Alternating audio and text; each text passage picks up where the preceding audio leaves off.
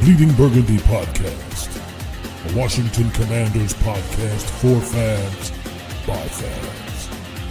With your host, Jesse Martin. What are you talking about? You're out of your mind. John Taman. We finally got professional football back. This is going to be fun. Scott Hartley. Yeah, thanks for having me on. Max Taylor. As long as you got Jaden Daniels, you got a chance to win. Spanning the eras of Washington football. Honoring the past. Commanding the future.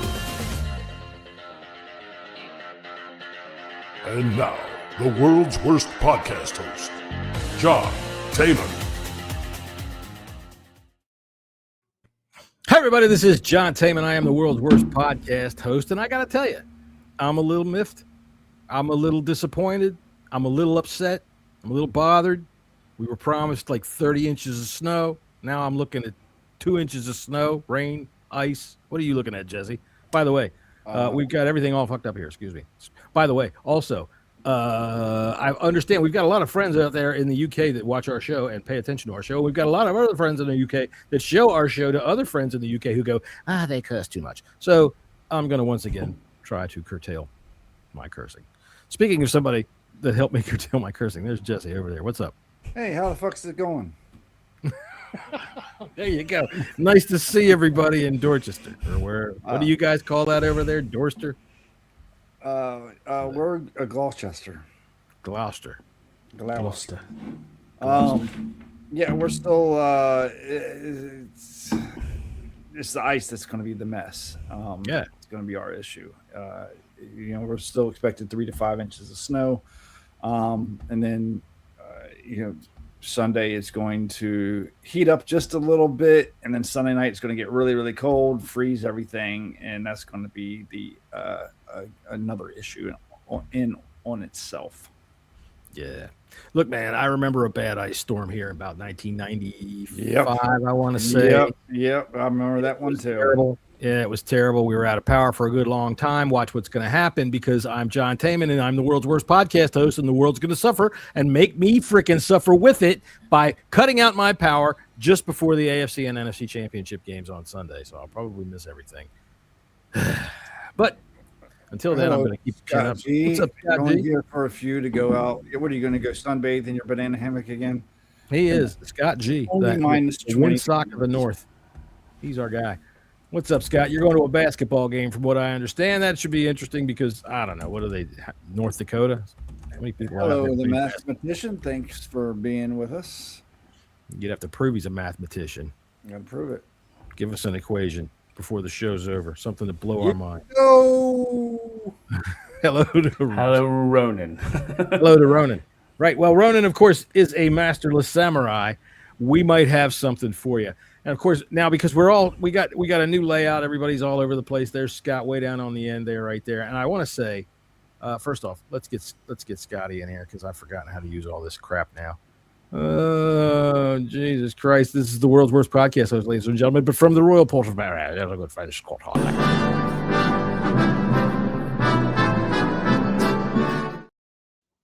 Well, Scott, you got a sponsor.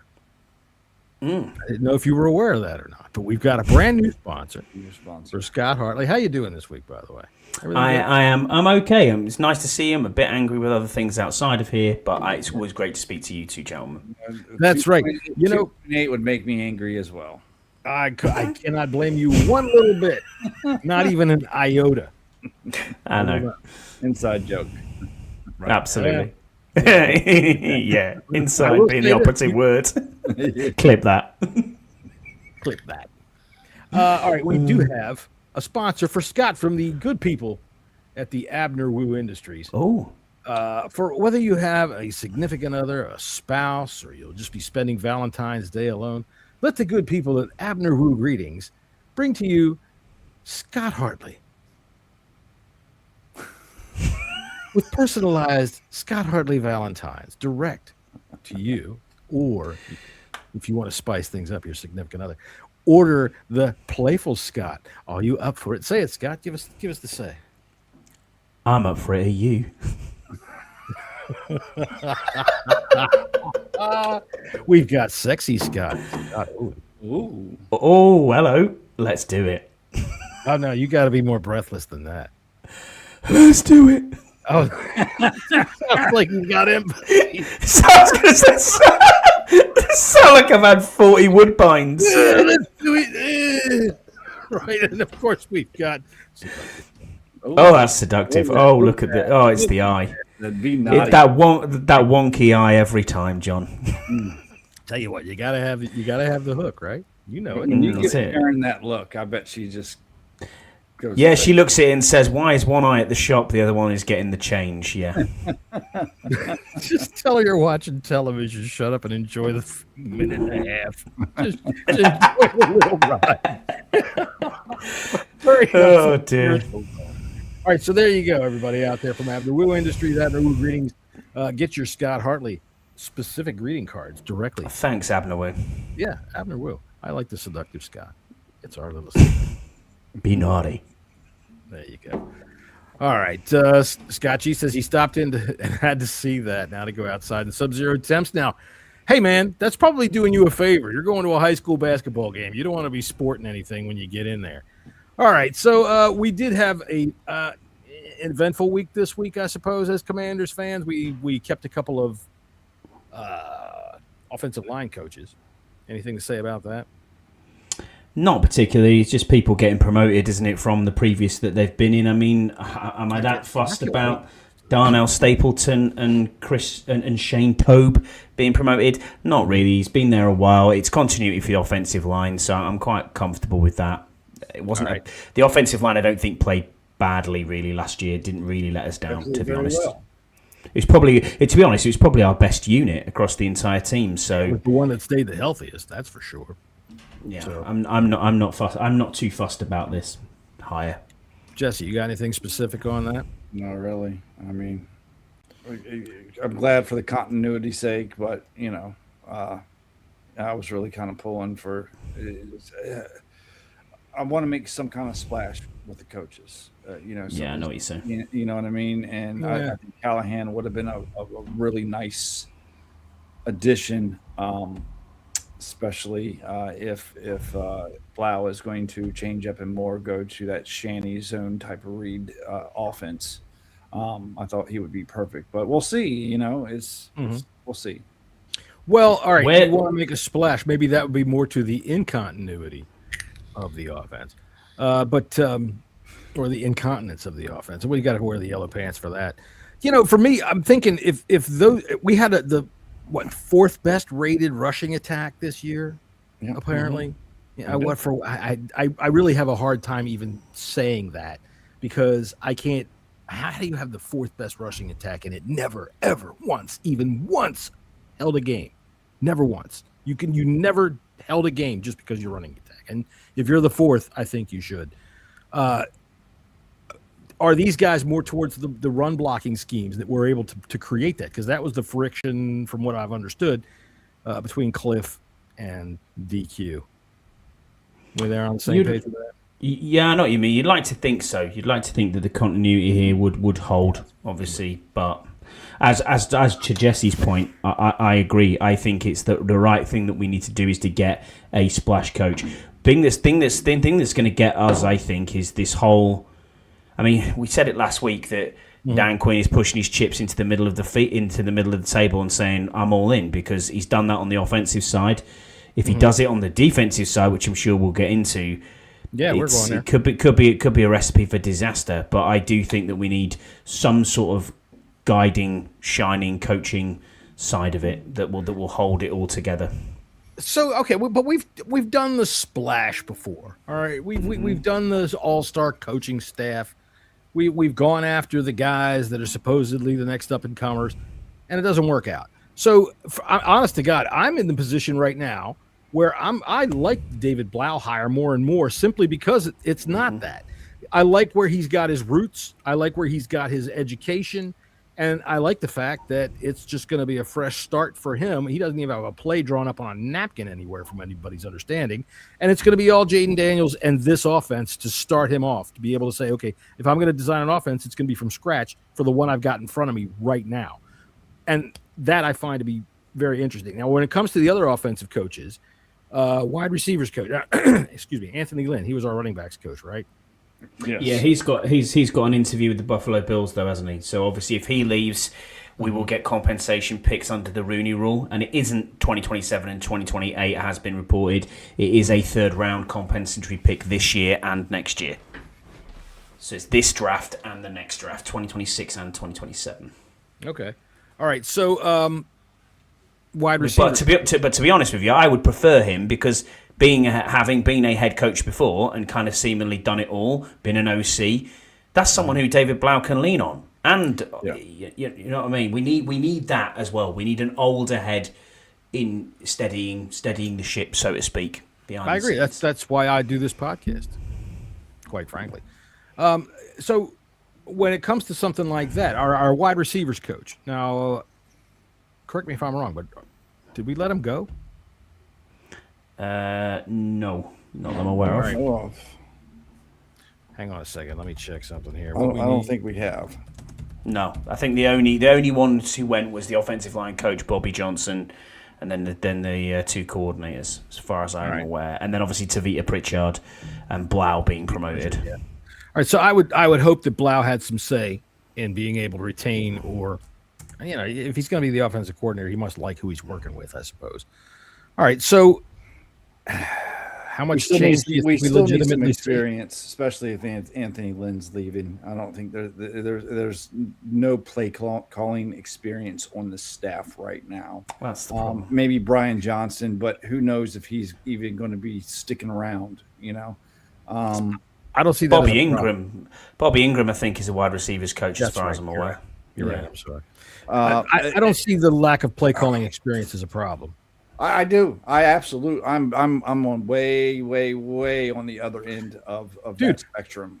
We broke the news on this podcast for those of you just now tuning in, and Jesse's first comment as soon as it came out was, "Oh my fucking God!" Put me in the box there, Scott, for half. And I know. Do I think Jesse's wrong? No. I think he was absolutely justified. All I was doing was giving some color to what Jesse was saying. Go ahead, man. No, I mean, like, there's this year for Jaden Daniels is so pivotal. All right, and this is one of my main concerns about this. It's so pivotal this third year. Last year was a lost year for him. Even though if you take his 3 healthy games, he was better than he was at any time his rookie year. Stats prove it. Analytics prove it. But this is an important year for his ass. And you're giving him basically someone that hasn't even really fully gotten out of diapers yet. He's still got his pull-ups on. Okay. That scares the shit out of me. All right. I mean, that's a legitimate concern. Scott, what do you think of that? I don't disagree with Jesse. I think it's a legitimate point of view.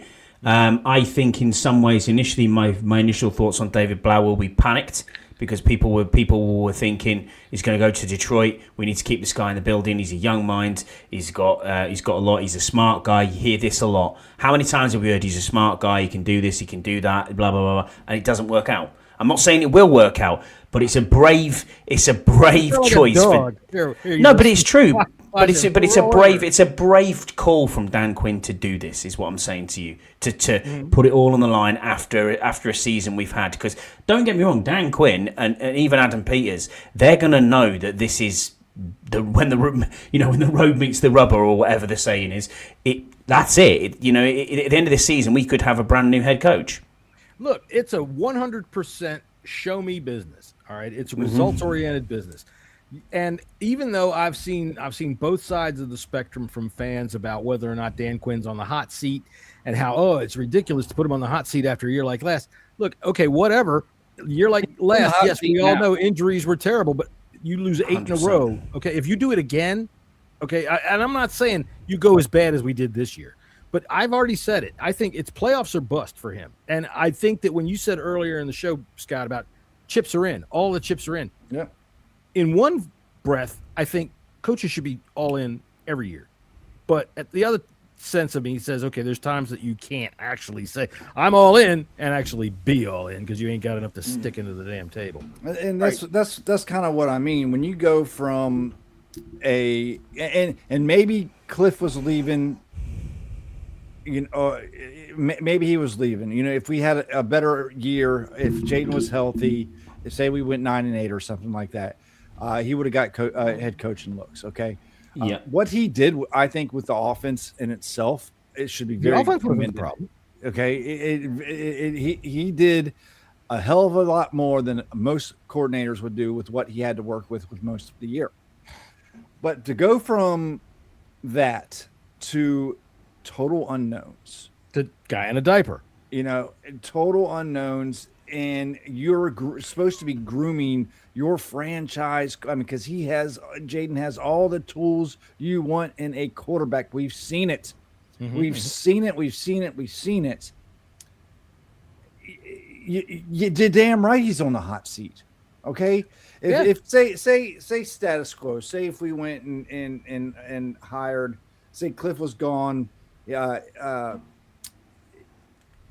and he hired someone like Mike McDaniel or some other offensive coordinator that has some name recognition, has some proof behind the pudding. Even Anthony Lynn, for goodness sake, I think Quinn's hot seat would be a lot less cool.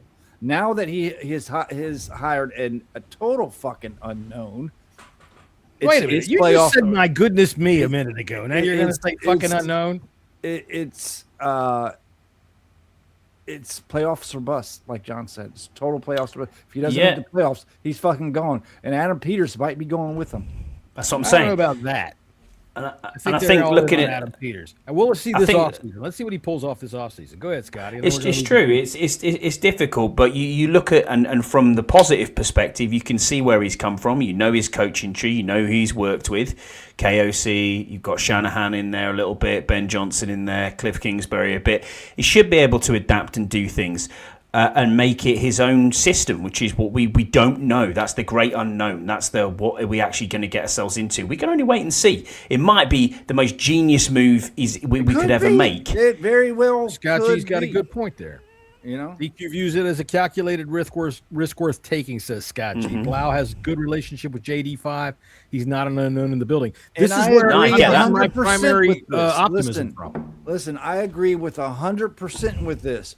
But what is fucking unknown is his play calling prowess in the middle of the fucking game and in clutch moments. Your 2-minute warnings, your 4-minute warnings. What you need? Seriously, that's fair. But you know something?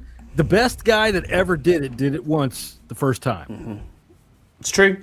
And you know what the funny thing with this as well, John, is I would actually be more okay with going from a defensive side, even though that was the problem for us last year, going with a defensive side who was an up and coming star who'd never made play calls before, kind of like an Al Harris, for example. I'd have been more okay with that because DQ is a defensive coach, and you can see he could oversee parts of it as well, and there's someone to back them up. With Blau, you got nothing because DQ is a defensive coach, so all of that system is completely on his shoulders.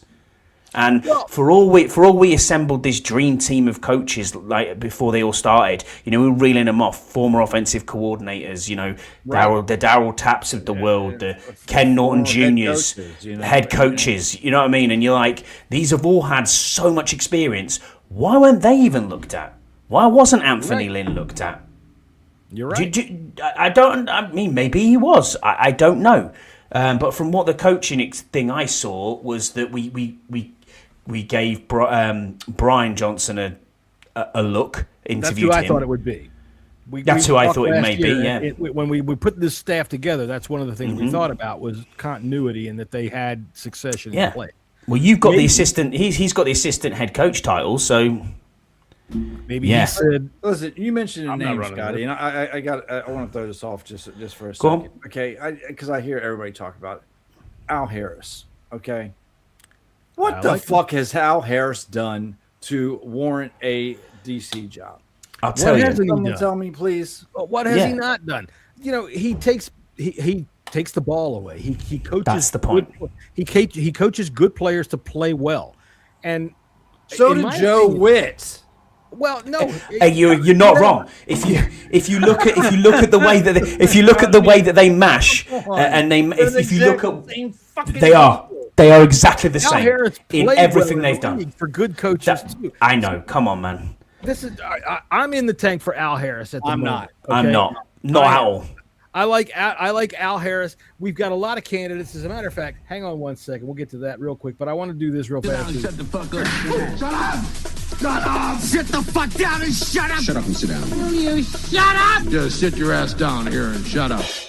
That's for both of you. I'm writing this fucking show. And that's Dick of the week hasn't come up yet. If my neck wasn't hurting, This is for everybody out there that gets Clip worried that. about, oh, DQ knows this guy. Dude, they all know each other. I get it. okay? I get it. Not you guys. I'm talking to people out there that they all know each other. The coaching, even if you go all the way through D1 college, maybe not all the way through D1 college, but the major players, they know each other. They talk to each other. And in the NFL, coaches go to meetings together. All their coordinators don't go, and all of their position coaches don't go, but they know each other. As this is one of the things about Al Harris, all right, that I like, is he was a great player under good coaches. He's been around it for so long that I don't think his results are accidental. Okay. No, and his statistics back that up, John. I mean, the Bears were first in the NFL for takeaways by some margin. However, the overall defense was shocking. Okay. Yeah. Well, yeah, but he's not responsible for the overall. I understand that. He's not responsible for all of it. But if you give him that job to be responsible for all of it, that's the issue. My question to you guys, and we can go off that, is what do you mean? How? If you give him the responsibility of it all, for the overall defense in Chicago, how can we say he's going to be responsible for it here? But we can't hold it against him what Chicago does, other than what the DBs do. And the DBs and the DBs have excelled. They were first by some margin last year. I get that. They were fourth with Dallas the year before, and then 10th and 11th, I think, the year before that. So yeah, he's had some good success with DBs, being a DB in the league for so long as well.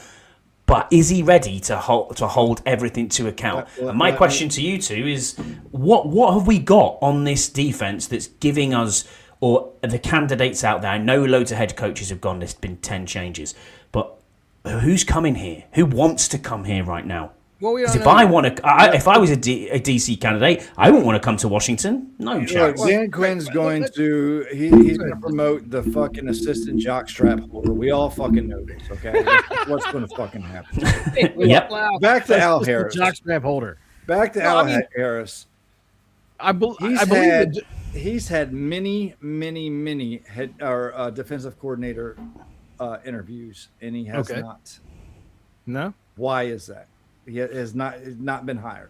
That I don't know. We answered that question with Eric Bieniemy. But So now who's he got? And look at Eric Bieniemy. He's back. Who's he? I know. So Who's he got now? Who's he got now? He's had the Packers. He's had with the us, Chiefs. and he's been somewhere else. He's back. No. Bears Al running Harris. backs coach. Al Harris. Al Harris. This week he's with the Bears. With the Packers for a DC job. He's come to us for a DC interview. He's got somewhere else as well. In years past, like for the past 3 years, he's been getting defensive coordinator interviews. It's the Titans. Is the other one. All right. Well, here's who we've interviewed so far. There's been 8 candidates, and I mean, at the rate they're going, they might have interviewed one since we started this podcast. So Al Harris, Bears DB coach, passing game coordinator, he's interviewed. Terrell Austin from the Steelers, we interviewed him today, correct? Today, yeah. Steelers defensive coordinator. Brian Flores, Vikings defense. Okay, we all know he's not coming here. Jonathan Gannon, former Cardinals head coach. Denard Wilson, Titans defensive coordinator. Are we really all that interested in Denard Wilson?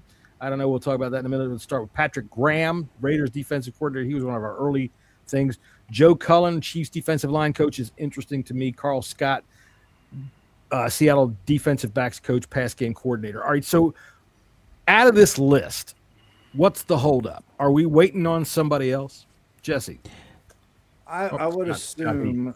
I would assume so. Okay. Assuming I probably assuming what trying to. I think Flores was their number one target. Obviously, I think should. Yeah. But you'd you have know. to. I mean, unless I miss my guess, the rules state you have to give them a promotion. So he'd have to be he'd have to be assistant. Head Well, coach. he's out of contract, so no, you don't have to. Oh, right. He's out of Right. Well, he contract. resigned. Yeah. I think he's But- probably got better personnel in Minnesota. You know, has. I think we didn't we interview Jeff Albrecht too. No, we wanted to, but it never happened because he was contracted to the Falcons, and then Stefanski came in quite quickly and said, "We're keeping him." Okay. He was one of the top contenders. I'm thinking with that list, Gannon might be the way to go. Yeah. All right, you're underwater for a second there, but you said you like Jonathan Gannon. Yeah, Okay. I mean, Love for it. me, Love it. Carl Scott. Joe Cullen, I said, interested me because I like where he comes from, and I like the pressure, not just because he's a defensive line coach. People could say, okay, well, look at who he's got on the defensive line there. It's coming from, oh, fuck, what's his name right now? I'm looking at his goddamn face. I can see his face. Excuse my language over there, people in the UK. Defensive coordinator for the Chiefs. That guy. Spagnola. Spags. Thank you. Yeah. Spags. Spags has generated pressure regardless. Okay. Regardless. And the fact that this guy's their defensive line coach, I think for me, I think that if we can generate quality pressure on the quarterback, I know again, one of these other things is we somehow mysteriously got a good number of sacks this year, but I never remember the defensive line ever making a difference in a football game. So, except maybe against the Raiders, and all three of us could do that. Martin had quite a few. It was spread out. Martin had quite a few. Armstrong before he got hurt, right? But they And were look. Even sporadic. Von Miller had 10 sacks as I well think it was too. 10. Right. I mean, but my point is, it's the same thing as the mystery of the running game. We're somehow ranked highly, but it never was anything that you looked at and said, okay, well, can take over a game. Our pass rush was never anything. That's why I kind of like Joe Cullen, because Spagnola he's produced pressure forever. I guarantee you, when he was born and the doctor spanked him, Spagnola called a zero blitz and fucked his ass up in the parking lot. All right, What about Chris Schuler? Do you think we're maybe waiting for someone like him from LA, from the Rams? It's very He's obviously there. But why would I don't understand why you? This is what I was saying to you guys before. What if you've got 10 head coaching opportunities that need to be filled, and then their coaches go and it's the same names on the merry-go-round all the time, and then they take their mates because it's nepotistic, as we've said before, John, and everybody knows everybody. Why would you come to Washington to be the DC? When you have a defensive defensive head coach who wants to run it's not defensive side of the ball though. We have zero blue chip players. Does Dan want somebody to come here and run what Dan thinks he should run? Maybe. I don't know. I don't think so. If that's the case, then Dan he should be fired right now. Well, he should take over himself and just do it. Yeah. Look, there's look, I know most of the time that when there's a coach that's a coordinator at the same time, they're on the offensive side of the ball. So, but almost all the time, those guys just ignore the other side of the ball and say, okay, I've hired good people, or my GM has hired good people. I'm going to let them handle it unless it gets out of hand. So if he's going to be that way, if he's going to say, I demand that you run what I think you should run, well, then, God damn it, do it yourself, Otherwise, I'm all for new ideas. I'm all for new approaches. Raheem Morris, that's the name that Wow. John Kahn. I've been saying that. I've been saying that for weeks. I've been saying that every day for weeks. It's a safe hire. It's the guy if that Raheem Morris is our defensive coordinator, we are 1,000% done. Yep, I agree. I agree. I'm not Completely happy agree with that. And I mean, I don't know the guy. For all I know, he makes a fucking nice martini. But I'm tired of retreads, man. I'm tired of retreads, and it's not about I know this guy, because I know we just finished. I want us to go get the show saying all of them know each other. Go get the Steelers coach. New ideas, a new approach. Well, he just came in today, didn't he? The Steelers guy. Yeah. I mean, they have pretty daggone good defense when healthy. What about Carl Scott? That's the big sexy name that everyone's talking about. He's the DB's coach, isn't he, over at the Seahawks? People are talking about him. But again, there's no play calling. Mm-hmm. There's no play calling experience. Do you really want to go in with two coordinators with no play calling experience on this defense? No, but I want you to say he's the sexy pick again. The sexy pick. There it is, ladies. There it is, everybody. Go ahead. Bring Scott into your life for Valentine's. It's probably the only Valentine's Day card I'm getting, John, to be fair. Oh, come on. I'll tell you what. If we show her. You're underwater, John. Oh, well, hang on a minute. There you go. You're good now. There we go. Now, Karen, look at that. Put your thighs right on each side of the knee. Oh, Jesus. And look how much fun you could be having in February. Look at that. Say it, Scott. Give me the let's do it. Let's do it. Scott's like a coach on the sideline. No wonder you don't get laid. Let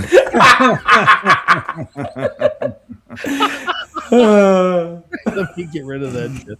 No wonder. Scott's fucking idea. Why do you think? Why do you think I don't get laid? That's the funny thing. You have a fascination about. You've been married for over 10 years. That's why. 20 years. 20 years, Jesse. Yeah. That's why. Shit happens. Nah, it's all good. No, I'm quite happy and comfortable. Of course you are, and that's why I feel safe. Go ahead and making these jokes because I've met Karen, a lovely lady, and I think she's got a great sense of humor. So I'm glad that you guys will appreciate, or at least play along with me when I get. We do. All right, let me see here. Let me open up my damn notes. All right, so out in the chat, let me see what we got going on here. Okay, that's Scott G. All right, well, thanks, Scott. Let's see. Why don't we just remind folks, John, before we get going? Wilson, I don't see anything with the Titans defense that makes me excited to think so. Jonathan Gannon, if Patrick Graham. What do you think the holdup is? Jesse, what do you think the holdup is? You know, I mean, it could be. Have we not found our guy? They might be looking at some. You know, we've still got 4 games. Who's left? 4 teams left. You know, so they could be looking. They could be looking at someone that's not available right now to do an interview. Well, we talked to Carl Scott, right? Okay, we talked to him, but I mean, maybe someone else is holding that. Maybe they're looking at somebody and they're can't agree on a contract right as of yet. Maybe they've already got something in play. Who knows what the holdup is? Right. Well, okay. This brings me to something else that I want to put on attached to this because Jesse, this is a term I've heard you use before, and it was a discussion I had today with Cornelius Kidwell. I hope you don't mind me using your name out here, but that's the name I know you on social media. He's a good dude. It's about optics. All right, appearance. So apparently, I'm not so old. I didn't see that. Optics and appearance. Yeah, old man rant. So nowadays, you little punks think that everything has to be exactly the way you see it, and the first thing you do is fill in the blanks with a bunch of fantasy bullshit when you don't know the whole story. So optics. The appearance that we have not hired a guy yet. Is this a problem? And why would it be a problem? And Cornelius, you're all right in my book. Who cares if people think it's a problem? Oh, but you've said the word optics to me in the past about how we've gone about things and what it matters. So as an old guy who doesn't speak the language, I don't even. I mean, I guess in different situations, optics can play a. Does it matter now? In this situation, no. Okay. I don't think so. I mean, it's not like. Who have we missed out on? Like, besides the Mike McDaniels, but Brian have Flores. we missed out on? I mean, Flores, but that was a long shot. Mike McDaniel, I'm glad you brought him up because now he has supposedly agreed to be the Chargers offensive coordinator, but he's going to try to interview for the Bills job. No, not that I'm aware of. It's official. He is the OC for the Chargers, is he not? All right. Well, so people in the chat help me out. Did I read saw that earlier. I thought it might have been fake. It might have been fake. Okay. It might be real. First time I mistook a dildo in the dark. That was for you, Karen. All right, Jesse, I'm sorry. I cut you off. Is Mike McDaniel interviewing for the Bills job? As he was this morning. Yes. Wow. Yes. So maybe that's why we didn't talk to him, but that's another thing. So Scotty, is optics that much of a concern? It can be. I don't think it's a concern right now. I think if this drags on and drags on, I look at this, and as I said to you two before, I look at this job and think, why would I want this job if I was already in a position? Because you've got to think to yourself, am I going to get continuity? And am I going to get long-term success here? Am I going to get a job that's going to last me more than a year? Because yes, that's one point. The other thing is, if you do such a good job, you can bring yourself to a new trajectory and you can be on the next head coaching cycle. I also get that, which is great if you want to back yourself, which I'd hope someone like that would coming in.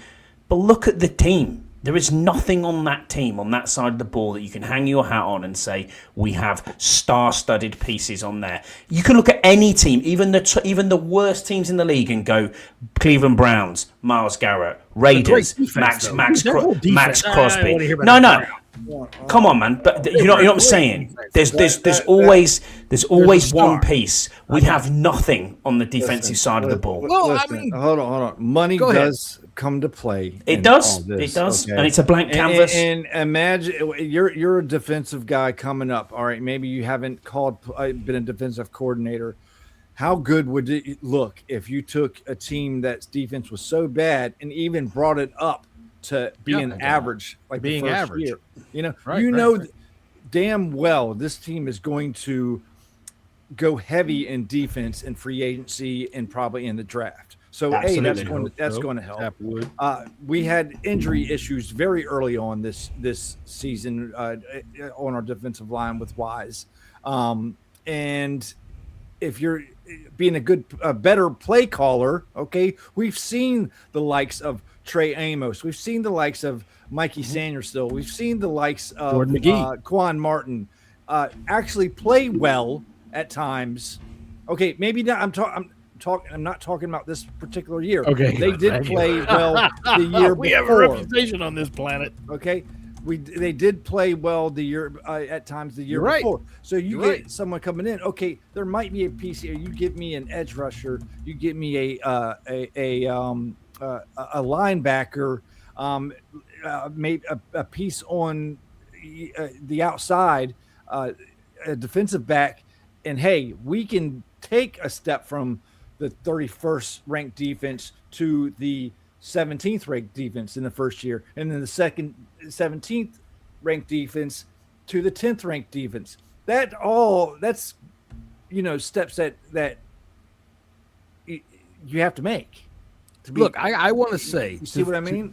To that point right there, you're right. Now, when you say, Scotty, why are you looking at this team? There's no star quality here. Mm-hmm. You do have quality young players. Trey Amos. I'm not saying you don't have quality, but I mean it's blue chip players. Players on offense that are stars. You forgot. Oh yeah, we lost Dorrance Armstrong, and I know that's not a sexy name. Okay, nobody's fallen in love with Dorrance. I'm sorry, Mr. Armstrong, really, but.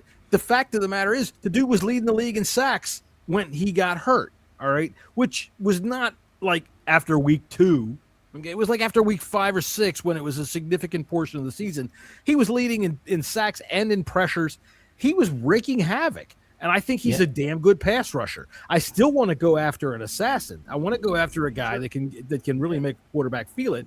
But I think that a healthy Dorrance Armstrong, I think a healthy Dietrich Wise setting the edge with those fucking massive goddamn hands of hens. And we got good backups, and Jacob Martin and Von Miller wants to come back. That's a pretty damn good defensive. If you're a defensive coordinator, I think that was it Scotty? I think you put it on the head right there. Are you here for 1 year before Dan Quinn is gone? That might be the major hang up for anything. Or it could just be that we've got people that are interested, ready to take the job. We're just not making the offer until we're ready to. And I want to point out, just before I let this go to you guys, that the week between this weekend and the Super Bowl, this whole thing down in where's the Super Bowl this year? Wherever it is, Santa Clara. They're all together. Everybody's there. People talk, man. They get in bars, they talk, they fucking shake hands about shit. That's real. And there's no. I've seen people. I had a discussion with a person this afternoon. When I just say discussion, the dumbass said something stupid, and I asked him to please clarify himself, and I hadn't heard back. But why do we have to make a decision on defensive coordinator right fucking now? Why? I think we need to make it. Go on, Jesse. You go. I just don't think we do. I think they're still gathering all the information. Yeah, agreed. I think if we're still in this situation, if we're still in this situation post Super Bowl, I'd be a bit like, okay, what is going on here? Because I think you need to be in at least probably 3 to 4 weeks before the situation start getting there with the draft. You're getting prepared for things. You understand what team you've got. You can go out to the scouting team and say, look, tell me what your preliminary reports are. Where do you think you are? Because it is a crapshoot, but you're going to have to see. You're going to have to see like the East-West Shrine Bowl. You're going to have to get yourself down to things like that going on, All-Star games, whatever else is going on, and then, okay, what do I do now? Where do I go from here? And get your foot under the table, and then they might want to bring in their own staff. The other as thing well that I'll point out, there is a bit of fire under your ass right now because there's still 6 head coaching options. I know. Yes. Right? Yes. So they're all going to hire coordinators and coaches. So unless you want the cupboard bare, you're going to have to you're going to have to make a move here soon. So if I think maybe some of the like a Jonathan Gannon or something like that, maybe they're holding out for a head coaching job. Okay. Look, Mike McDaniel, just for instance, it's like, okay, this head coaching opportunity come up. Hey, I may want to check that before I, take a step back a little bit. I don't know, Bart. I want to coach the Bills. I think I don't know, a horrible Millhouse. I also think, Dan Quinn wants to make sure that they mesh well together too. And I think as fans, we should appreciate that. We want them to be able to coexist and make sure that they're, that Quinn can be okay with it. I trust Quinn and his defensive prowess. Okay. He's been around, he's seen everything. All right. Yeah. So, but I also, as a defensive coordinator that he brings in, I want that defensive coordinator to run the defense. I don't want Dan Quinn to run the defense. You're right. That makes sense? I agree. And being honest, Jesse, I think Dan Quinn doesn't want to run this defense. I think he wants to be that head. Yes, me either. If he does want to run the defense, then like I said before, if he's going to try to plug somebody in to run what he thinks is the defense, well, goddamn it, do it yourself.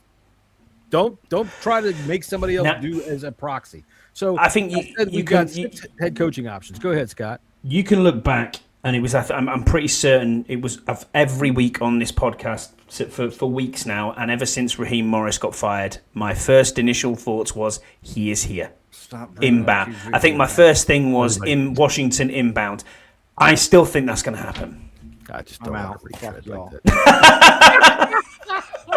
You noticed Jesse got his haircut for the electric chair. Yeah, so, he went for the 80s lesbian look. That's what he went for. Yeah. Clip that. What's going on? All right, so we've got 6 head coaching options. He's got the Lisa. Jesse's got the Lisa Stansfield haircut. Yeah, haircut. Yeah, as the woman from Four Non Blondes. So that's correct. All right. So the barber's done you right there, though. The Cardinals, the Browns, the Raiders, the Ravens, the Steelers, and the Bills. Now, I cannot say that I am up on what all of these teams have been doing. I'm more. It seems like I know what the Browns are doing than anybody else, but I don't know who they've interviewed or what. How shocked was y'all about the Bills firing McDermott? That was ridiculous. Well, what about him as a DC? What's he doing? Oh yeah, I mean, really. No shit. Didn't him and Quinn work together in Seattle? Seattle, yeah. Forget it. That means most fans. Forget it. I don't want to know. He's on the Christmas card list. I don't want to have him. I would take McDermott in a second. Shit, hold on. Yeah, agreed. Hold on. I was absolutely thrown by that. We'll get to that in a minute. The Steelers, that's an attractive job. It is. Regardless of what their roster might look like right now. that ownership will give you the patience you require to be able to build what you need. The Ravens, I'm kind of surprised that they haven't done anything yet. I don't know which way they're leaning. They have. They hired Jesse Minter. Oh, that's right. They did. They hired Jesse Minter. And that was just today, wasn't it? Yesterday, I think. But yeah. Yesterday? Jesse Minter's the head coach. Aboard, right? That's where I've been Cliff Kingsbury is going to be the OC, and I'm pretty certain they've brought in a DC already over at Baltimore. I can't be certain as to who that was, but I'll have to look at Adam Schefter's tweets and have a look. But he brought someone over from, where was Jesse Minter? Was it the Chargers? Mm-hmm. Okay. He's brought someone from the Chargers over with him. All right, so the Raiders. Who the hell has interviewed for the Raiders? No idea. Me neither. And if you're worried, like I said to whoever I was talking to today about the paranoia about the optics of not hiring somebody right now. Look, these teams haven't. The Raiders, the Browns, and the Cardinals haven't made a head coaching hire yet. The Browns have been turned down by several guys who said, "Look, thanks anyway." So don't panic. So 55 minutes ago, Schefter tweeted out, Ravens are requesting interview for Chiefs defensive line coach Joe Cullen, who previously spent 5 years coaching in Baltimore for their defensive coordinator jobs. He's on our list. Defensive coordinator. I thought so. Yeah, I thought that's where that might be what I saw. That might be what I saw. I'm glad he didn't come here because I didn't think he was very good anyways. Look, I said earlier that Cullen was interesting to me, and that makes it more interesting to me. Did you see the most crazy thing on the head coaching searches that I thought was strange today? Is that the Buffalo Bills completed an interview with Philip Rivers. Yeah. Philip Rivers. Are you serious? That is not a joke. I actually thought it was a fake tweet at first. I was like... No, I mean, he does call... listen, okay. All right. Maybe. I mean, it might be This is half joking, half serious. All right. He runs a pro offense for his high school team that he coaches. Just saying. And they're really fucking good. Look, he's got Josh Allen. I don't think it's an outrageous thing. Although if you're looking at the week's videos of Billy Beane and the Bills ownership, you're probably not filled with confidence about their decision making. Billy Beane's an idiot. All right. So the Browns, like I said, it seems like people are turning them down. The Raiders, I have no idea who they've even talked to. The Cardinals being turned down too. So somebody like Gannon. Okay, we would all, I think, be interested in Gannon. Well, no, the Browns did interview Schwartz. They did interview Schwartz for the head coaching job. Boy, if they let him go, that's the guy I want right there. Yes. But the Browns' job, it seems to me like some of the people that are turning it away are saying we don't want to have to be forced to take Schwartz, which I don't know that necessarily it means anything about Schwartz, but they are being forced to take a defensive coordinator that they might not think is part of their deal. I have no idea. I'm not a Cleveland Browns fan. I'm a Commanders fan, which means I have my own fucking problems. Scott, put that one in the book. All right, so other openings that are out there in the league. Chargers offensive coordinator is up in the air, right, until Mike McDaniel figures out what the hell his flighty butt's going to do. So the Philly offensive coordinator, Brian Daboll. That's been filled. Who took that? Oh, not the Philly one. No, he went to Dallas, didn't he? Someone went to Dallas today from Philly. Yeah, that's right. Sorry. So Philly's offensive coordinator is still there. They've interviewed Brian Daboll, which I think everybody in Commanderland would agree. Yes, please put him together with Nick Sirianni and watch the explosions happen. Matt Nagy's gone. Right. Well, because Eric Bieniemy showed up. True. Yeah, that's right. Of course it was. That's why. Yeah. Now, part of me, this is the kind of petty person I am. I hope the Chiefs fall flat on their fucking face. If they turn out to have such a great offense and he calls 50 pass plays in a row and it works, I'm going to be pissed off even more than ever.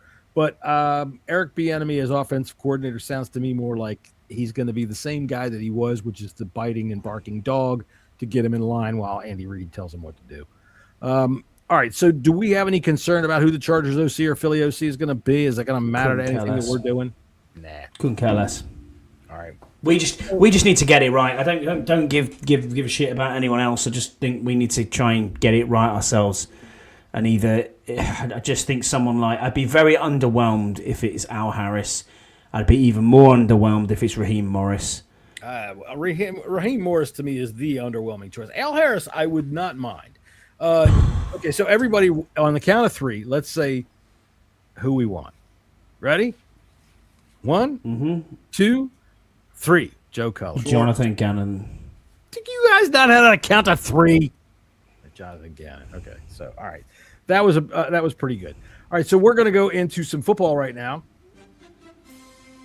Last week's football games, the divisional round. If I could say one thing, let me see if I can find it. Oh my gosh, where is it always? I can't find what I'm looking for. The NFL is rigged. Yeah, the NFL is rigged. Of course, the NFL is rigged. If there's one thing that you can count on at the end of their season, is the Buffalo Bills. Everything's fucked up. It's all cheating. We have changing rules. What's the rules? Yeah, you're not wrong. It's a choke artist. Not wrong? Or are they wrong, or am I not wrong?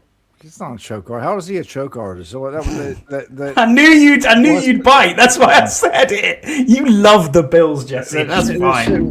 That game was not on Josh Allen's. Yes, it was. What? Yes, it 100% was. The dude threw the ball away before halftime and cost them the game by 3 points. It enabled Denver to go down the other end of the field, kick a field goal just before halftime, and they won the game by 3. It was the refs. It was the refs. Okay. I actually thought I thought Josh Allen was poor, man, in that game. I thought he was pretty poor. Well, and look, he tried to bring it. He tried to do what he did with his ego and go, you know what? It's all on me. I'm going to run. I'm going to run for the hills. It's always been on him. I know it's always been. He has no weapons. He didn't hold the ball. He fumbled. That's the the point. He has no weapons though as well. I'll give him that. He doesn't have anything to go off. Okay, so Keon Coleman drops a ball dead in his hand. But they're holding. It's already a dead play. They're holding, right? So here's the thing. Every year when the Bills lose in the playoffs, oh my God, we've got to change something. We can't get enough chances in overtime. We've got to change this. We got to do that. We got to do that. We got to do that. And you mother effers never look at how you got there. In this case, the Bills turned the ball over 5 times. The referee did not cost you the game. You put yourself in the referee's hands, because if there is one thing that is a constant in the NFL, is that the referees are going to make a mistake, and usually in a big situation, unless you take it out of their hands and you fail. Aside from the ridiculous fumbles, he threw that interception down to the 10-yard line. The safety was as friggin' visible as anything could possibly be. He underthrew it. It was ridiculous. Looked like kids. Yeah. Jesse, what do you think? I know you're in the tank for the Bills. Go ahead. Let's hear your Bills side. The Bills should have won that game. It was fucking bullshit. It doesn't matter. Bullshit fucking call. I was so fucking disappointed in that fucking Bills loss. And then arguing with y'all schmucks afterwards. I know. I knew you were getting more and more wound up the more that went on. And it wasn't an interception. It wasn't interception. It wasn't interception by the letter of the law. But I don't know what a catch is now. No. Well, I think we do know what a catch is. Not an interception by the letter of the law. I do. I don't agree. Look, I think it was. The next fucking night, the same goddamn play fucking happened. No, we didn't. It was not. Basically, it was too. What we want to do is we want to stop frame on a 60th of a second and say, look, he's got possession. You know what I always say? Hey, put a 10-year-old out there. Put a 10-year-old out there. He'll tell you whether it's a catch or not. All right? He doesn't need to. He'll tell you. Did he have the ball? In the Bills' case, honest to God, I thought that ball was in question as they were going to the ground. They were both. There was never a single instant other than that 1/60th of a frame. He had the whole ball in his possession. What is possession now, though? So he was on the ground. And another thing, and McDermott in his press conference. Okay. He was absolutely right. He even said, even if it one way or the other, they should have took the time. Yes, it's some ample time to actually look at that. But it went so damn fast and they called it so quickly that I think it didn't give the Bills a fair shot for their argument. Scott, what do you think?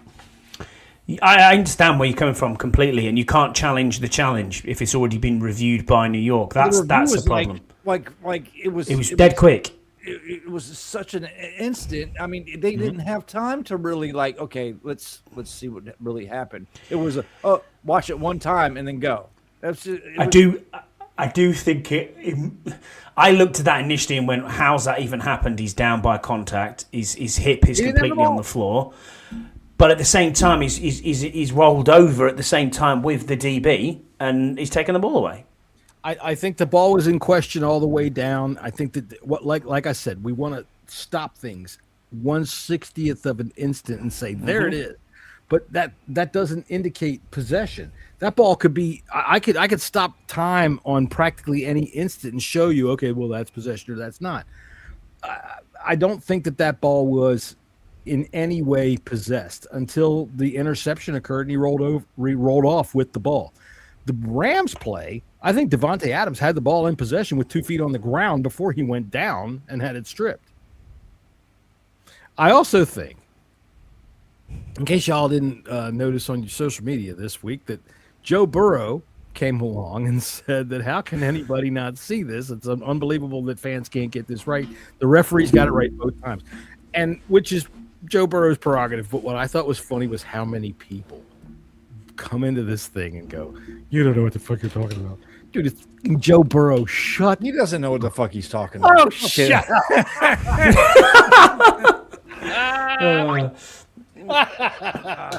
Are they ever going to get over that hump though? The Bills, man, just wow. Nope. They just need some weapons. They need to get him a defense and another weapon. They really do, Yeah. because Josh Allen is way too talented not to fucking have a ring. Same with Lamar. You know what? I'll tell you what. Look at Peyton Manning. Lamar. Look at Peyton Manning. Peyton Manning. The joke was that he couldn't win one. And in all honesty, I mean, I made cartoons about it. I made cartoons that had a fucking signpost that said playoffs this way and had him wrecking the car. He couldn't get there. I did all kinds of stupid shit. He couldn't do it. And then all of a sudden he did. It takes time sometimes for guys.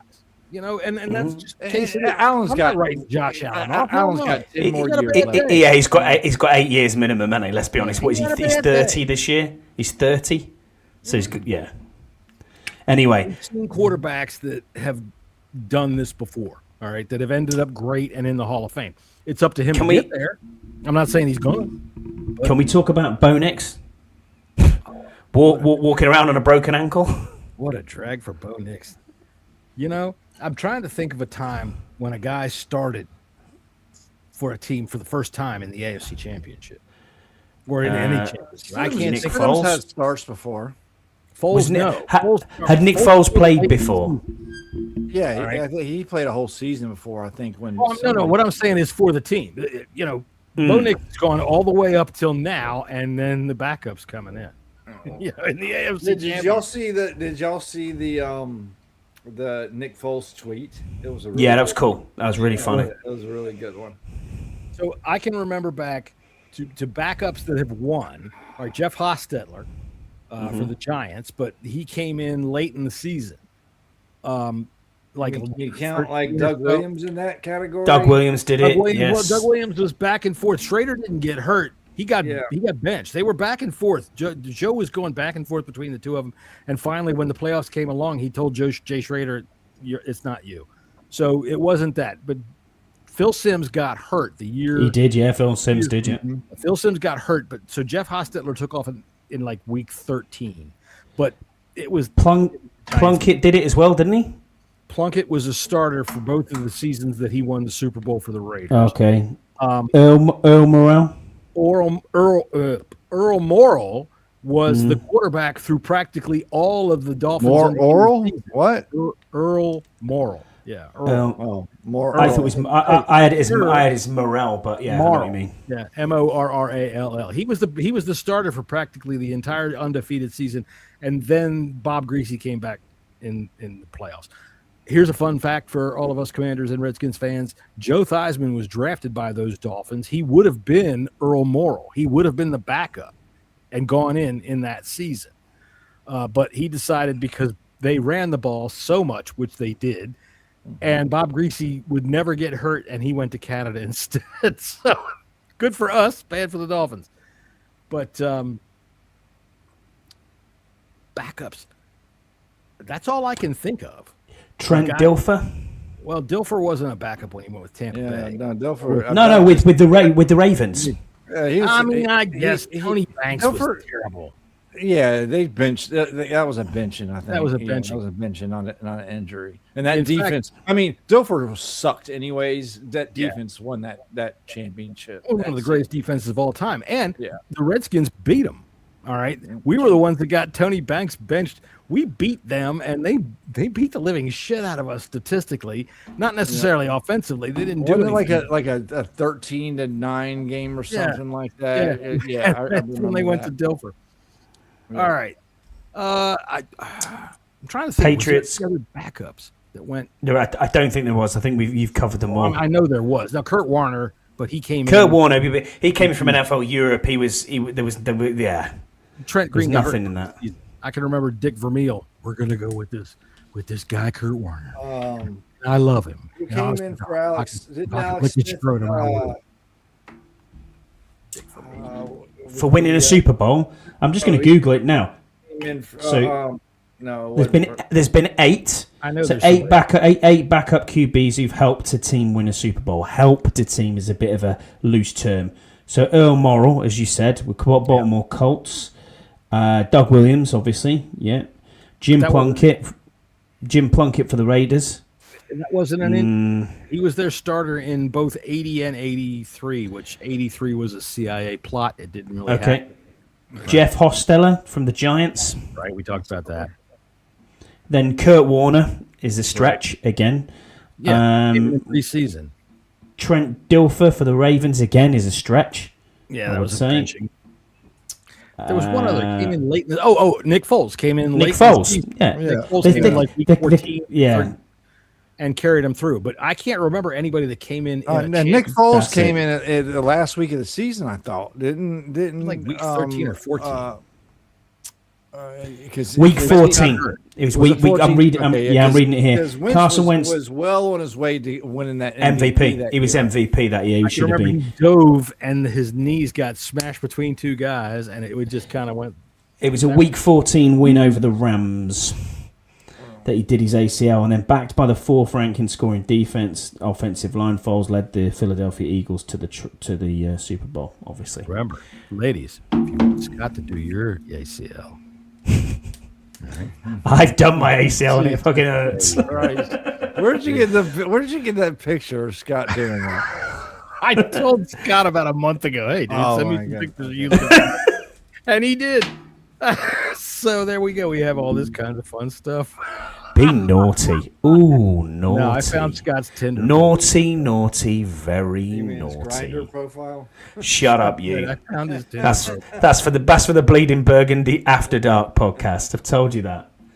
Jesse's feet pics are available on OnlyFans. You can see his corns. You can see my calluses, my fucking athlete's foot and corns. And Jesse, you're going to be one of those great guys that gets to tell some girl as soon as I get my settlement. Cut that. All right, let's do some picks here. Okay, let's do it. Yeah. Last week, who won money last week? Anybody? Say again. Who won money? Yeah, I don't know. Las Vegas. Well, yeah. Am I underwater still? No, you're good. You're good now. So, did any of us win anything last week? I came a half a point.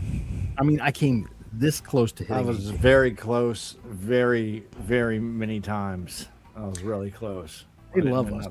They just fucking love suckers like us when it comes down to that.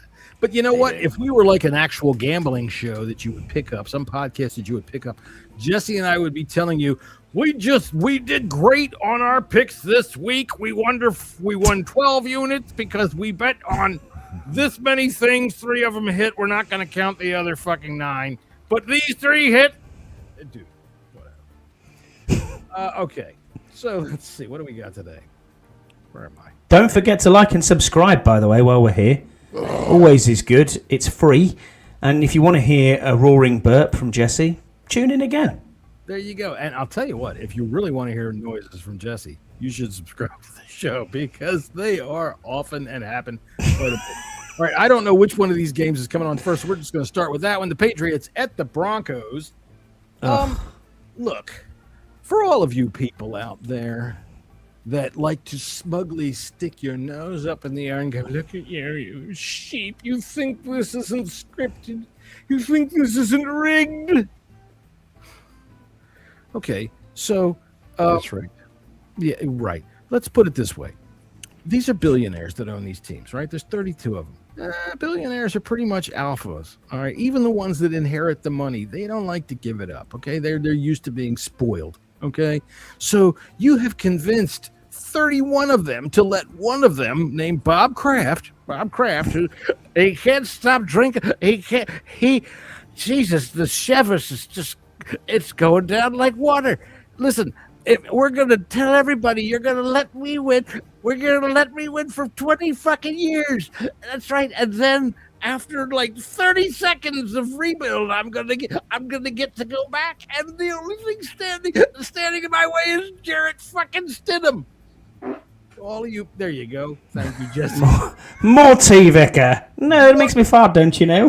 What punctuation? All of you idiots that think this is rigged, shut the fuck up. The only thing the NFL has to do to make billions of dollars is not rig it. Did you see? I can't remember who it was. It was someone for the Titans. That's who it was. It was a defensive end for the Titans, and he went live on like Instagram or something.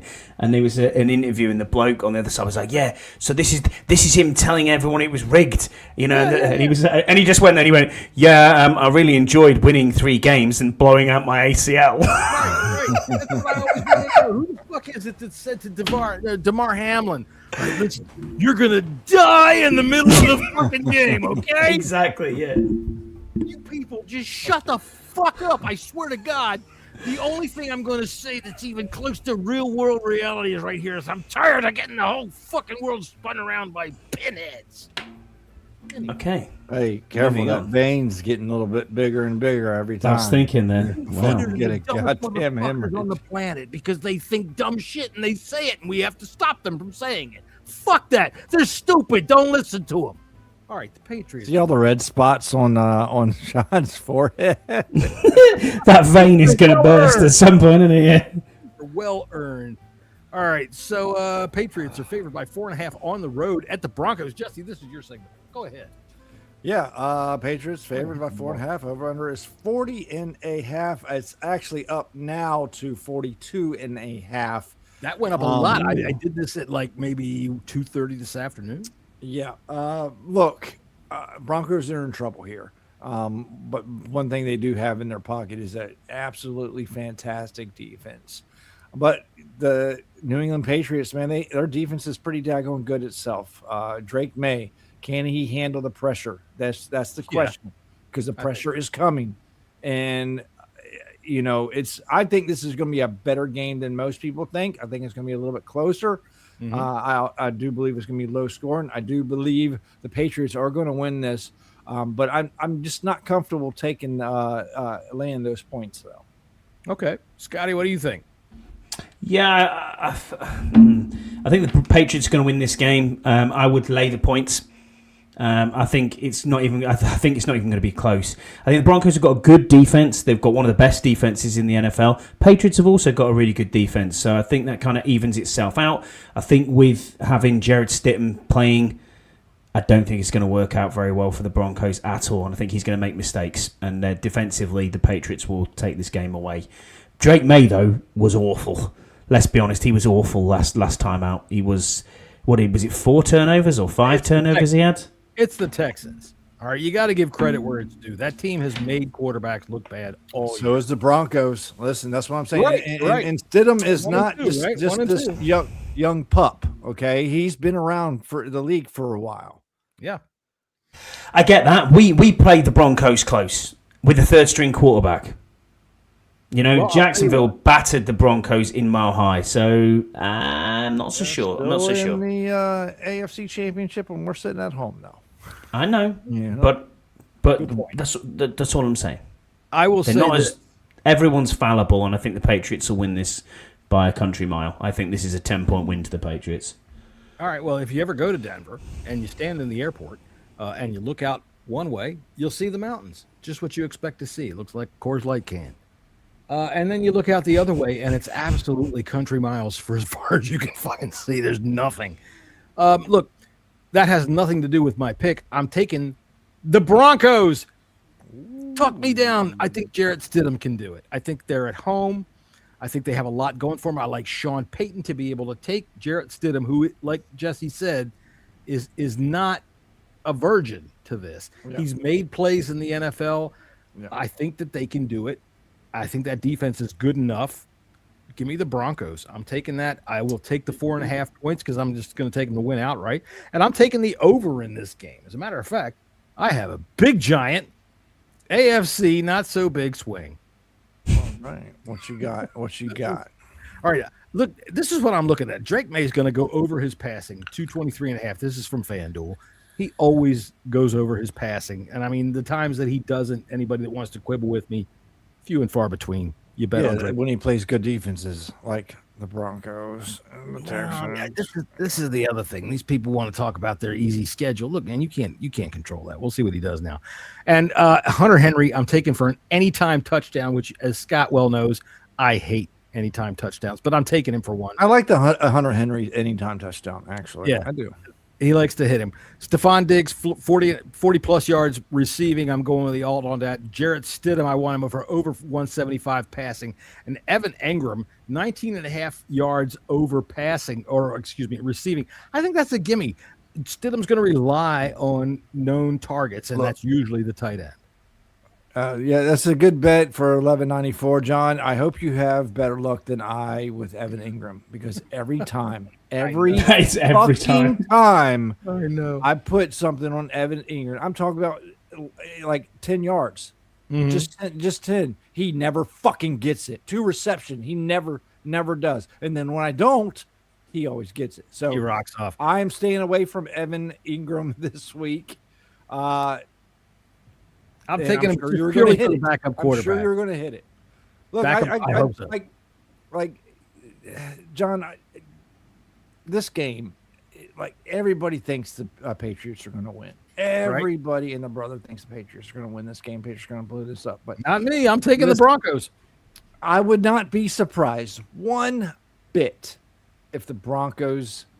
This is just a bloody defensive battle, and the Broncos comes out a winner. It would not shock me at all. I think the running backs, Ramondre Stevenson, R.J. Harvey, these guys are going to make big, and the Broncos are deep at running back. I like how they're able to do the difference. Broncos and bring fresh guys in. The Broncos and the Texans have been going back and forth all season long for the best defense in the NFL. Yep. They're very Patriots similar. Patriots beat the Texans last week. This looks like a good game. I would just say to you, Roger. Roger, I know you listen to the show. Take one of these games and just move it into Carolina. Let's have a game in a nice storm. Why not? Just to piss off Kurt Warner.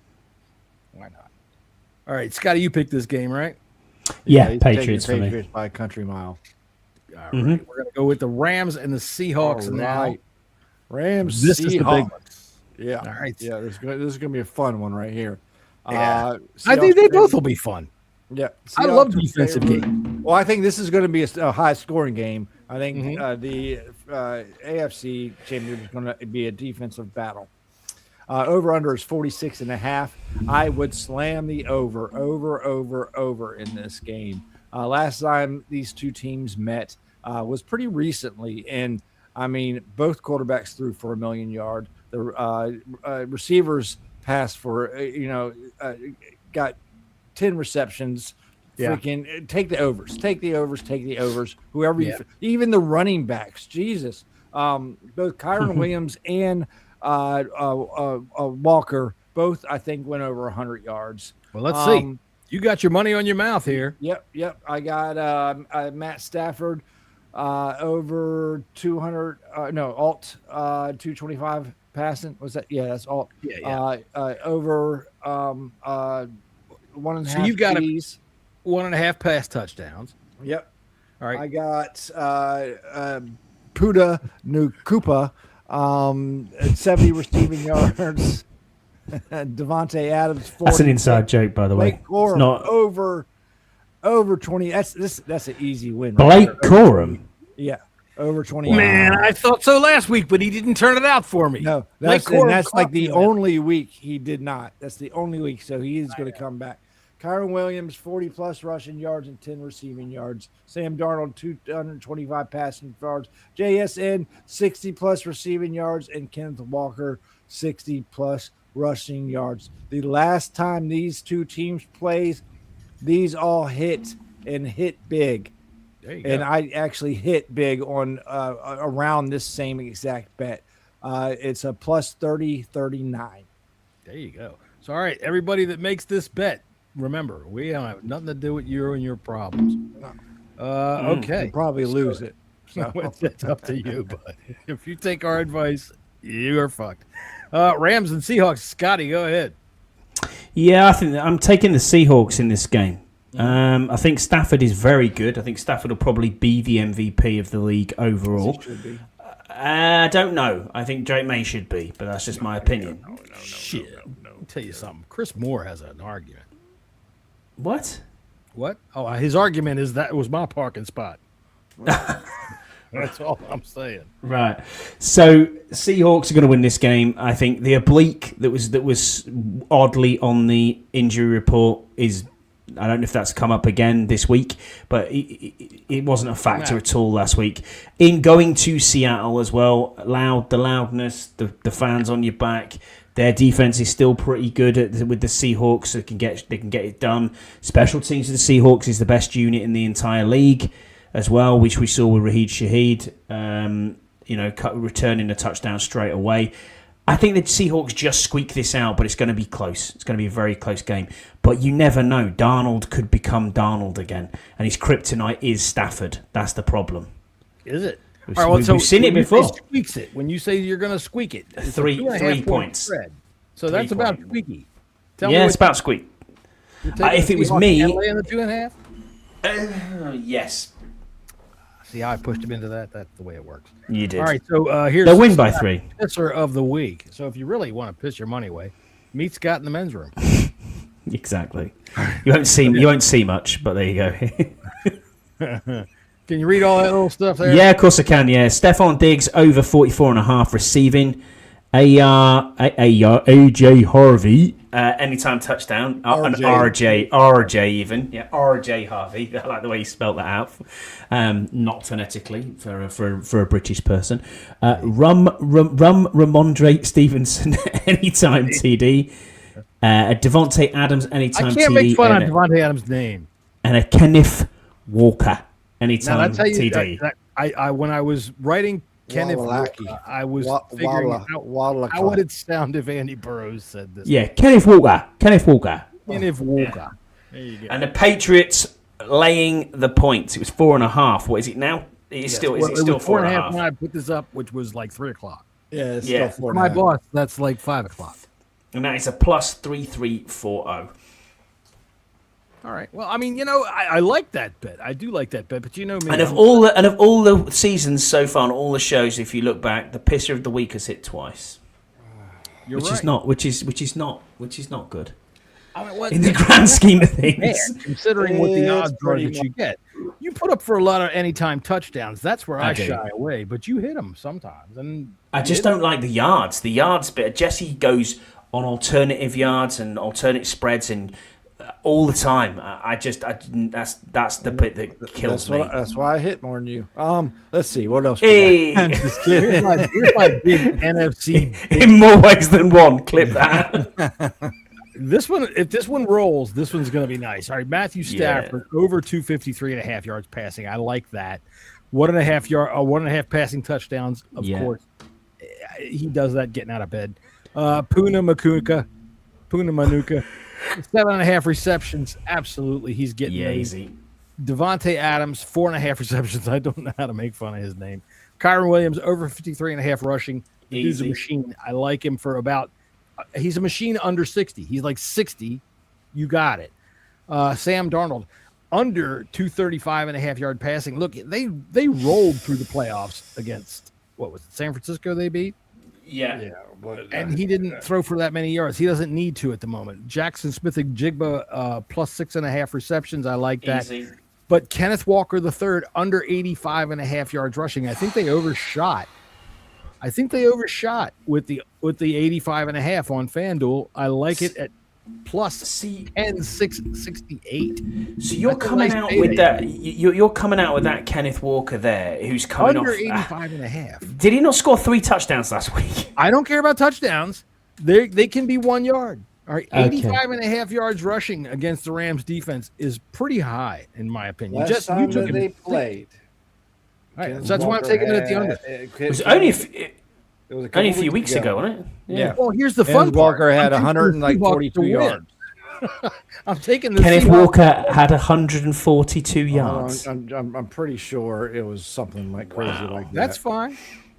Listen, I'm taking the Seahawks to win. I'm taking them to cover, and I'm taking. Sorry, it was 100 yards, just 100 yards. I'm not taking them for 85.5 yards rushing, and I'm not taking Sam Darnold to go over 235.5 yards passing. I think they're going to win.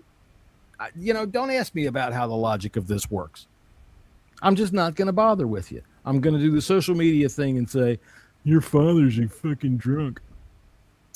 Sam Darnold had 270 yards passing the last time these two plays. Okay, listen. But last week, what did he do in the playoffs? I haven't made my game pick yet. No, you haven't. All right. Last time they played, this was a close battle, back and forth, and it was in Seattle. So I don't think the Rams have a problem with, playing well in Seattle. And they just went up in Chicago in the frozen. Yeah, the Rams played very well against them, and it was a close game. My heart definitely goes with the Rams. I'm a big Sean McVay fan, and Rams were my Super Bowl pick. I'm having a hard time picking this game. I really am. I think this is going to be so fun to watch. Seahawks have been so good lately, all year. Is Sam Darnold going to implode? Scott said so. Could he do it again? He could do. Or is this going to be Matthew Stafford double stamping his gold jacket moment right here? Look, if I had to sit down, granted, I'm thinking the Seahawks are going to win this game. I think they're going to cover. I think it's going to go the over. But I also, if I had to sit down and say to myself, is Sam Darnold going to go to the Super Bowl, or is Matt Stafford going to double stamp his yellow jacket? Sam Darnold going to the Super Bowl just sounds like freaking Mongolian to me. It doesn't make sense. Yeah. What? Yeah. And excuse me to any Mongolians listening to the podcast. I apologize. There's really nothing I try to say personally. I think Rams, their offense is defense proof, if that makes sense. I don't think it matters what kind of defense that you have, how good it is. They're going to score on you. What's up, Trey? I do. I'm just going to go with my heart, and I'm going to go with the Rams. But I very well, You predicted, though, Rams-Bills Super Bowl, didn't you, before the season started? Yeah, I did. So I'm going to go ahead and stick with that. I don't necessarily feel great about it, but I'm just going to go ahead and stick with the Rams since I've been riding them since the beginning. So Trey has got Puka under yards and Adams under yards and receptions, and he said, I hope the Rams win it, but Seahawks defense looks insane. Yeah, I agree. No, you're 100% right, Trey. Yeah. I mean, their defense has been great. Although, like the 49ers players were broken. They ran their string out. Yep. It's going to be a fun game.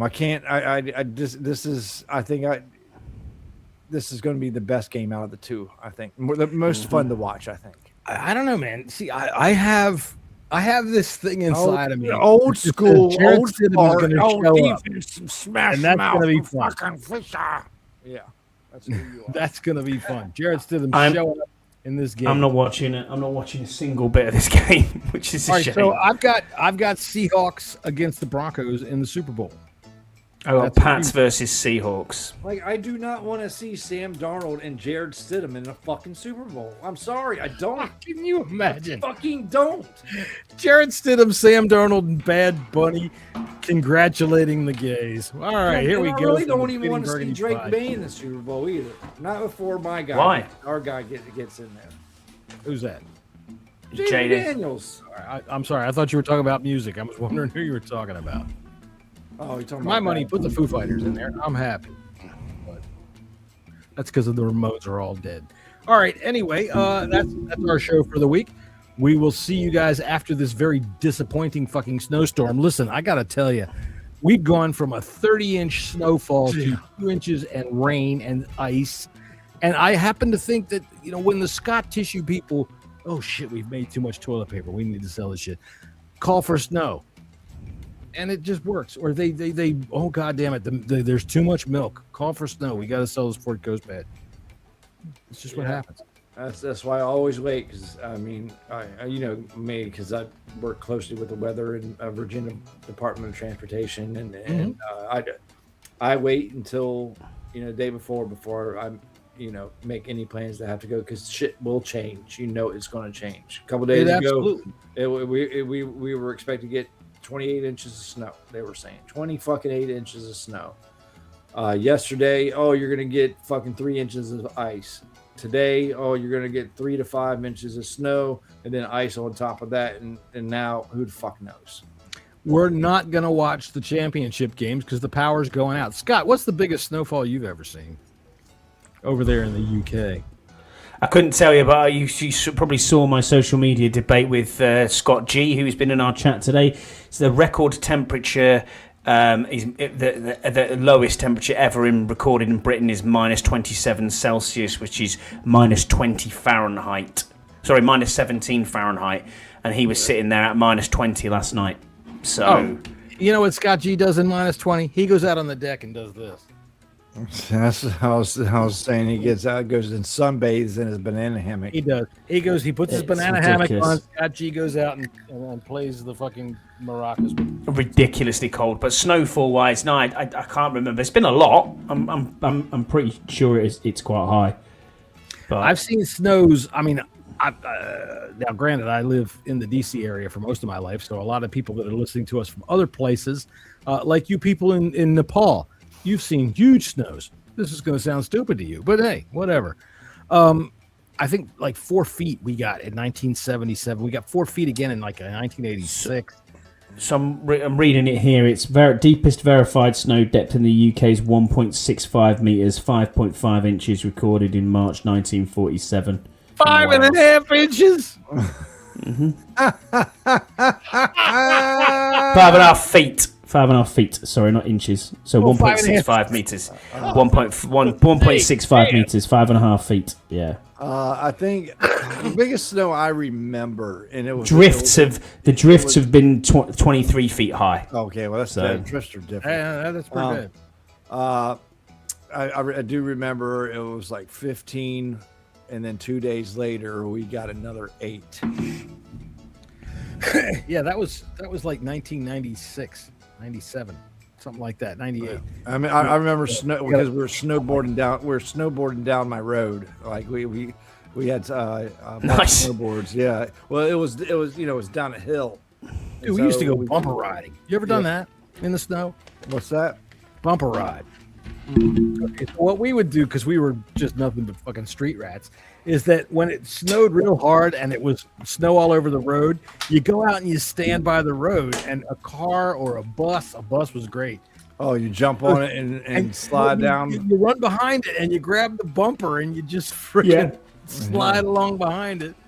Hell yeah! I used to do that with my skateboard. Fuck yeah! Nice. Crazy stupid stuff. All right, everybody. We will see you all again next Friday, where we will talk about what's going to happen with the Super Bowl, and we'll find out what happens with this freaking storm that's fizzling out right in front of our eyes. I'm kind of disappointed. I wanted 30 inches of snow, but then again, like Scott always says, if you can't get 30 inches, what's the point of going out? So until the next time, we will see y'all later on the Bleeding Burgundy podcast.